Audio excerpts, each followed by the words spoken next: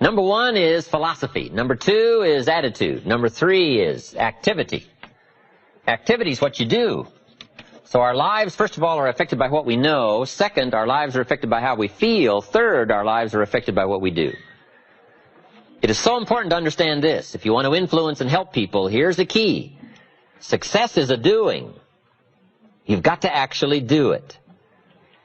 Activity is high priority in the life process to try to get maximum benefit out of what we have available.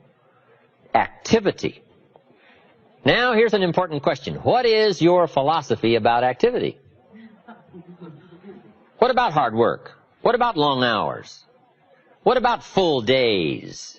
If you're doing something, how hard should you go at it? How much time should you put in? Everybody has to develop their philosophy about activity. Just by way of review, let me quote you. Old Testament says, 6 days activity, 1 day rest. That's called philosophy of ratio of activity. What is a good ratio of rest and activity? Old Testament says 6 days of one, 1 day of the other. You say, well, that's kind of old and outmoded. Well, maybe it is. I don't know. Maybe that's too old a philosophy. The old 6-1. I don't know. Who knows? Now, we've got it down to 5 and 2. Maybe 5 and 2 is okay. I don't know. If God would have thought of 5 and 2, he might have made it 5 and 2. Right? You can't think of everything when you're putting one of these together, I guess. Who knows?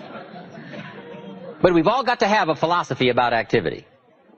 Because your philosophy of activity will affect the rest of your life. Not to think so is naive. I've got a good clue on rest. Make rest a necessity, not an objective. The reason for life is enterprise. The reason for life is productivity. The reason for life is to see what we can do with the seasons and the chances and our mind and our spirit, ourselves, to see what we can do. That's what life is all about, to see what you can do. Now, the doing, you've got to have a philosophy on how much time you're going to spend doing. And I've decided that enterprise is better than ease. If you rest too long, the weeds take the garden in the summer. So you can't rest too long. Life doesn't stand still. And the threat of life will start overwhelming the values of life if you just let it go. So we've all got to have a philosophy about activity. Let me give you one of the best I know. Here's what it says. An ancient phrase says, whatever your hands find to do, do it with all your might. That's a philosophy.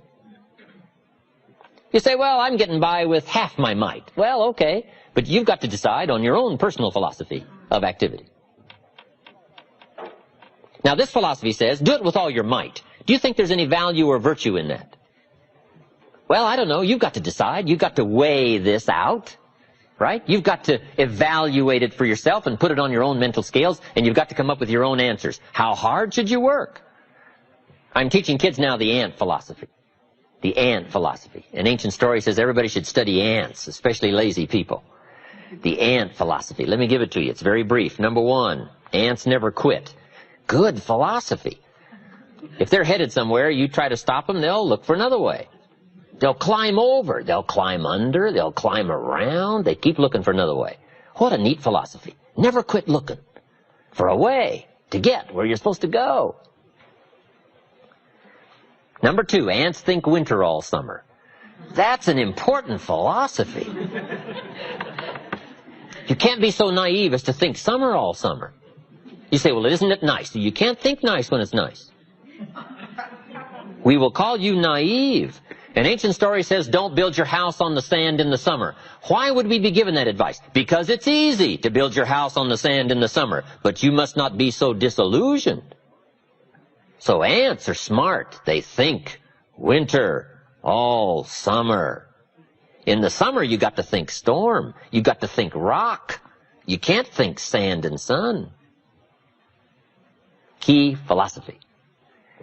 Number 3, ants think summer all winter. That's so important. I'm sure all winter long ants say, this won't last long, we'll soon be out of here. What a neat philosophy. What a neat attitude. This won't last long, we'll soon be out of here. First warm day, the ants are out. First warm day, they're out. Now, if it turns cold again, they'll dive back down, but first warm day, they're out. They can't wait to get out. What a neat philosophy. Can't wait to get at it.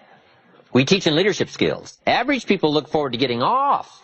Successful people look forward to getting on with it. The guy doesn't want off, he wants on. And that's what starts to transform his life, into the doing, into the activity.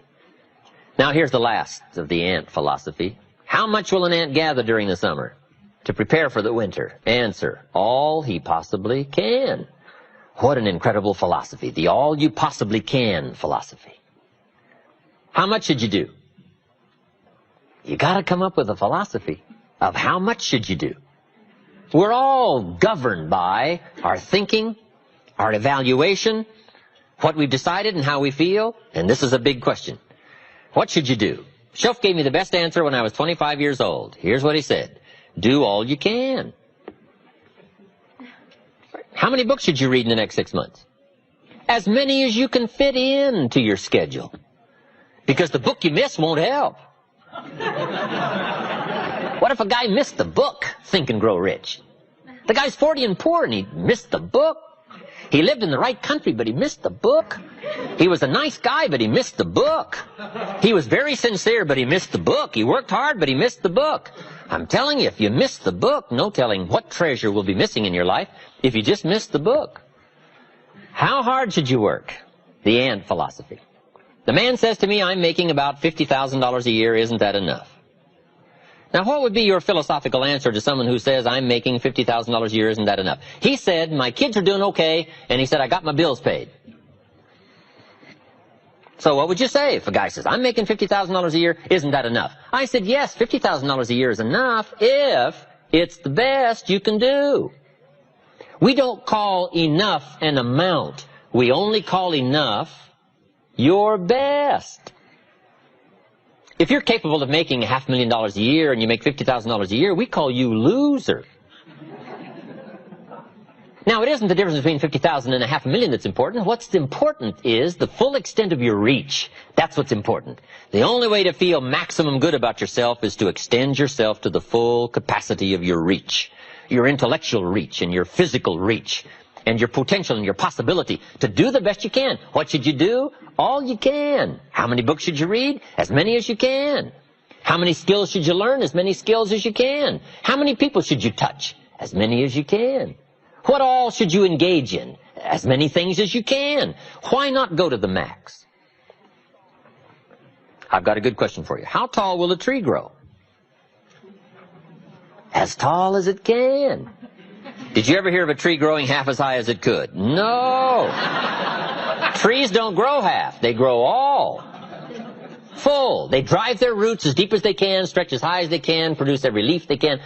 Trees go to the max. Now, why would human beings settle for less than the max of their capacity? Simple answer. They have the power of choice to do so. It gives us the dignity of being human beings called the power of choice. So we've got a couple of choices. Let me give them to you. Here they are. To be all or to be part. Now, this is a philosophical discussion. You can choose to be less than you were designed to be, or you can choose to be all you were designed to be. I'm merely suggesting that you ponder what the all might do for your life in the next 1 year, 3 years, 5 years. If you refined your philosophy of activity and went for it all. So the difference in value is not the amount. If you do the best you can and you make $10,000 a year, we call that enough. If you do the best you can and you make $1 million a year, we call that enough. Enough is not the difference between 10,000 and 1 million. Enough is simply doing the best you can. A group of psychiatrists invited me to come and lecture in Los Angeles. Not too long ago, I thought that was fascinating. I never graduated from college. But they wanted to hear my story, so I go talk to the psychiatrists. Then in the middle of my talk, I had the audacity to say, ladies and gentlemen, let me tell you what I think most messes with the mind. They said, what do you think most messes with the mind? I said, I think it is simply doing less than you can. Messes with the mind. It causes all kinds of psychic damage, I think. Simply being less than you can be, doing less than you could do, trying less than you could try, doing it with less enthusiasm than you could. I think it somehow damages the mind. It damages our self-image. Because here's what I've discovered happens. The minute you turn this around and start extending yourself, it isn't the value you get from extending yourself that's the greatest value. It's how you feel about yourself that's the greatest value. Because, see, it's not what we get that makes us valuable. It's what we become. And part of becoming is to see what all you can become. See what all you can do. See how much you can earn, how much you can share, how much you can start, how far you can reach, how far you can extend your influence. Now, that kind of commitment to philosophical thinking about attitude and about activity, we call this the potential for life change.